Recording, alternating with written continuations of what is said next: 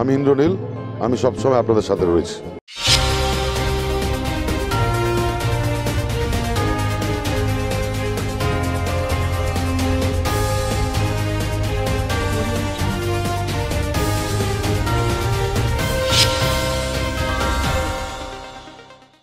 নমস্কার, নিউজিল্যান্ডের পর্দায় আপনাদের স্বাগত। আপনাদের সঙ্গে আমি অর্পিতা। শুরু করছি আজকের বিস্তারিত খবর। এবার প্রথমবার দীঘায় রথযাত্রা হবে। আগামীকালই রথযাত্রা। দীঘার ইতিহাসে প্রথমবার আয়োজিত হতে চলেছে রথযাত্রা। সেই উপলক্ষে আজ সৈকত শহরে নিরাপত্তা ও প্রস্তুতি নিয়ে বৈঠক করলেন মুখ্যমন্ত্রী মমতা বন্দ্যোপাধ্যায়। দীঘায় উৎসবের তদারকিতে মুখ্যমন্ত্রী নিজেই থাকলেন। ভিড় নিয়ন্ত্রণে 5 মন্ত্রীর সঙ্গে বৈঠক। দীঘার রথযাত্রা তদারকি শেষ করে সাংবাদিকদের মুখোমুখি হয়ে কি বললেন মুখ্যমন্ত্রী, শুনবো। পুজো পাঠ যা যা হবার অর্চনা এগুলো তারা করবেন পুরোহিতরা। আমরা 2টো নাগাদ আসবো এখানে। 2টো থেকে 2:30 পর্যন্ত ওই আরতি করা এই করা যা করা রথ এখানেই থাকবে। সেই জায়গাটাই ঠিক করা হলো। রাত্রি থেকে রথ লাগিয়ে দেওয়া হবে এখানে। ঠিক 2:30-তে রথ স্টার্ট করবে, কিন্তু রাস্তায় লোক থাকবে না, লোক থাকবে ব্যারিকেডে। দুদিকে ব্যারিকেড করা হয়েছে যাতে কোনো স্ট্যাম্পেড হওয়ার সম্ভাবনা না থাকে। প্রেসকেও আপনারা জানেন যে একটা হল্টিং স্টেশন আপনাদের জন্য হোল্ড এরিয়া করে দেওয়া হয়েছে, হোল্ডিং এরিয়া। রথ কিছুটা যেতে যেতে কিছুটা থামবে, কারণ পথ তো খুব কম, মাত্র 1.5 কিলোমিটার মাসির বাড়ি যাওয়ার। একটু যেতে যেতে একটু থামবে, যেখানে মানুষ থাকবে তারা দেখতে পাবে, দর্শন করতে পারবে। আর দড়ি তো আমরা পুরো এর সাথে ছুঁয়ে দিচ্ছি, সুতরাং তারা দড়িটাও স্পর্শ করতে পারবে, যেহেতু আমাদের ব্যারিকেডের সাথে দড়ি ছোঁয়ানো থাকবে, রথের দড়ি। আপনাদের সকলের সহযোগিতা চাইব এবং শুভকামনা চাইব, কারণ এটা তো প্রথম আমরা করছি, যাতে দীঘার জগন্নাথ ধামে এই পূর্ণ যাত্রা রথযাত্রা মাসির বাড়ি পর্যন্ত যাবে এবং উল্টোরথে মাসির বাড়ি থেকে আবার ফিরে আসবে। উভয় যাত্রায় যাতে শান্তিপূর্ণভাবে সুন্দরভাবে সমাপন হয়, আপনাদের সকলকেই স্বাগত জানিয়ে আপনাদের সকলের শুভকামনা এবং সহযোগিতা আবেদন করছি। সময় বিরতির পর আসছে পরের খবরে। সুলভ মূল্যে বাড়ি বানাতে চান? এখানে সুলভ মূল্যে ইট, বালি, সিমেন্ট, লোহা সবই পাওয়া যায়। তাহলে দেরি কিসের? আজই চলে আসুন মা রূপসী এন্টারপ্রাইজে। মা রূপসী এন্টারপ্রাইজ, ঠিকানা। ফিরলাম বিরতির পর আসছে এবারে বিস্তারিত খবরে। কালীগঞ্জে মৃত শিশুর পরিবার তৃণমূল বিধায়কের টাকা ফেরত দিলেন। কালীগঞ্জে মৃত শিশুর পরিবারকে টাকা দিতে গিয়ে তীব্র ক্ষোভের মুখে তৃণমূল বিধায়ক। আর্থিক সাহায্যের প্রস্তাব শটান ফিরিয়ে দিল পরিবার। কিসের জন্য এইরকম ছোট নাটক করবেন না। আমার কিন্তু আমি আর ধৈর্য রাখি না। একদম না না না করেছিলেন মোদিকেও কি বলেছেন না না এটা আমরা কেউ এরকম করবেন না। না করব না না একদম না। কি করবে? একদম কি আছে টাকা নেবে? কি আছে? আমার জমি আছে। আপনি টাকা আমার জমি আছে। ছাড়ো বলছো কই বলছো? আমি আপনাকে বলতে দেন। আমার জমি আছে, আমার বাড়ি আছে, আমার কেউ দিয়ার নাই। একটা অরাজনৈতিক সংগঠনও করি, আমার যাই পরিচয় থাক আমি ওগুলো করতে আসিনি। আমি একটা রাজনৈতিক সংগঠন, অরাজনৈতিক সংগঠন। কালীগঞ্জের ঘটনা নিয়ে কি বললেন সাংবাদিকদের মুখোমুখি হয়ে সুকান্ত মজুমদার, শুনবো। আমি যতদূর দেখেছি ওখানে মিসক্রিয়েন্টস বলে লেখা আছে। যদি এখানে পুলিশ সত্যি নিরপেক্ষ হতো তাহলে লিখতে হতো তৃণমূল ওয়ার্কার্স। মিসক্রিয়েন্ট আবার কি? মিসক্রিয়েন্ট কথার মানে হচ্ছে যাকে আমরা চিনি না, জানি না।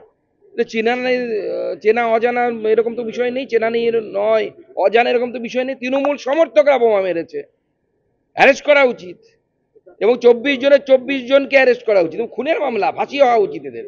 একটা 9 বছরের ফুটফুটে মেয়ে, তাকে মায়ের কোল থেকে কেড়ে নিল, ফাজলামও পেয়েছে এরা। এর জন্য মুখ্য সচিব অ্যান্সারেবল হবে না, সেই জেলার এসপি অ্যান্সারেবল হবে না, মুখ্যমন্ত্রী অ্যান্সারেবল হবেন না। আজ আলিপুর বডিগার্ড লাইসেন্স অডিটোরিয়ামে মাদক দিবস অনুষ্ঠিত হলো। কলকাতা পুলিশের উদ্যোগে নারী ও শিশু কল্যাণ এবং সামাজিক উন্নয়ন দপ্তরের সহায়তায় আজ আলিপুর বডিগার্ড লাইসেন্স অডিটোরিয়ামে অনুষ্ঠিত হলো আন্তর্জাতিক বিশ্ব মাদক দিবস। সেখানে উপস্থিত ছিলেন কলকাতা পুলিশের নগরপাল মনোজ ভার্মা, রাজ্যের নারী শিশু কল্যাণ দপ্তরের মন্ত্রী শশী পাজা। অনুষ্ঠানের আগে কলকাতা পুলিশের নগরপাল এবং শশী পাজা সাংবাদিকদের মুখোমুখি হয়ে কি বললেন শুনবো। আন্তর্জাতিক দিবস আজকে যে এই ড্রাগ অ্যাবিউজ যেটা হয় তার বিরুদ্ধে লড়াই এবং ড্রাগ যেটা একটা ইলিগাল বিষয় তার ট্রাফিকিং যেটা হয় সেটার বিরুদ্ধে আজকে কলকাতা পুলিশ এবং সপ্তাহব্যাপী বিভিন্ন কার্যক্রমের মধ্যে দিয়ে একটু সচেতনতা যেটা প্রতি বছরই করে তার প্রথমেই আজকে আমাদের একটা স্পেশাল প্রোগ্রাম হলো। আজকে United Nations International Day Against Drug Abuse and সারা বিশ্বে সেলিব্রেট হচ্ছে। আজকে এখানে একটা বিশেষ প্রোগ্রাম হলো, একটা র্যালি হলো, স্টুডেন্টস বাচ্চারা পার্টিসিপেট করেছে। কিন্তু শুধু আজকেই নেই, কলকাতা পুলিশ সারা বছর ধরেই ড্রাগসের এগেনস্ট অ্যাকশন নেয়। সময় বিরতির পর আসছে পরের খবরে।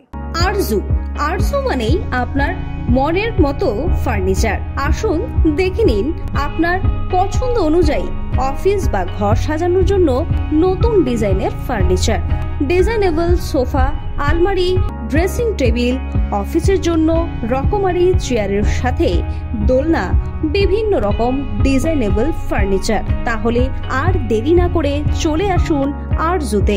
74 Rajdanga gold park, Kolkata 700107। 52D Raja SC Mallick road, Jadavpur, Kolkata 700032। Phone number 8100472255, 8240411427। ফেরালাম বিরতির পর আসছে এবারে বিস্তারিত খবরে। পুকুর ভরাট নিয়ে এবার কড়া হুঁশিয়ারি মুখ্যমন্ত্রী মমতা বন্দ্যোপাধ্যায়ের। পুকুর ভরাট নিয়ে বিধানসভায় দাঁড়িয়ে কড়া হুঁশিয়ারি এবার মুখ্যমন্ত্রী মমতা বন্দ্যোপাধ্যায়ের। জলাশয় ও পুকুর ভরাট করে বেআইনি নির্মাণ গড়ে উঠলে তা ভেঙে দেওয়া হবে, পরিবেশের সঙ্গে কোনো আপোষ করা হবে না জানালেন মুখ্যমন্ত্রী। রাজ্য প্রশাসন যে এই অপরাধ বরদাস্ত করবে না তা জানিয়ে দিল মুখ্যমন্ত্রী। বিধানসভায় তিনি বললেন, এদিন জোর করে পুকুর ভরাট করলে নির্মাণ ভেঙে দেওয়া হবে। স্থানীয় কিছু ইনফ্লুয়েন্সে অনেকে এমন করেন, পরিবেশ বাঁচাতে কোনো আপোষ নয়। অভিযোগ এলে পরিবেশ বিভাগ কঠোর ব্যবস্থা নেবে। বিধানসভায় এমনটাই বললেন মুখ্যমন্ত্রী মমতা বন্দ্যোপাধ্যায়। মহিলা ISI এজেন্টকে তথ্য পাচারের অভিযোগে গ্রেফতার ভারতীয় নৌবাহিনীর এক কর্মী। বাগের ঘরে ঘোরের বাসা। দিল্লিতে গুপ্তচর বৃত্তির অভিযোগে গ্রেফতার হলেন খোদ নৌবাহিনীর সদর দপ্তরের এক কর্মী। অভিযোগ, পাকিস্তানের গোয়েন্দা সংস্থা ISI এর হয়ে বছরের পর বছর ধরে কাজ করছিলেন ওই ব্যক্তি। চর সন্দেহে তার মোবাইল ফোনটি বাজেয়াপ্ত করতেই গোটা বিষয়টি প্রকাশ্যে আসে। খবর এখনকার মতো এই পর্যন্তই। দেখতে থাকুন নিউজ অল ইন্ডিয়া খবর, মানে আমরা। শুভরাত্রি। প্রাকৃতিক সৌন্দর্যের মাঝে পরিবার নিয়ে পিকনিক করতে চান? তাহলে চলে আসুন আজই রূপসী গার্ডেনে। বিয়ের অনুষ্ঠান কিংবা অন্নপ্রাশন থেকে সব ধরনের অনুষ্ঠানের জন্য বুক করুন রূপসী গার্ডেন। রূপসী গার্ডেন ঠিকানা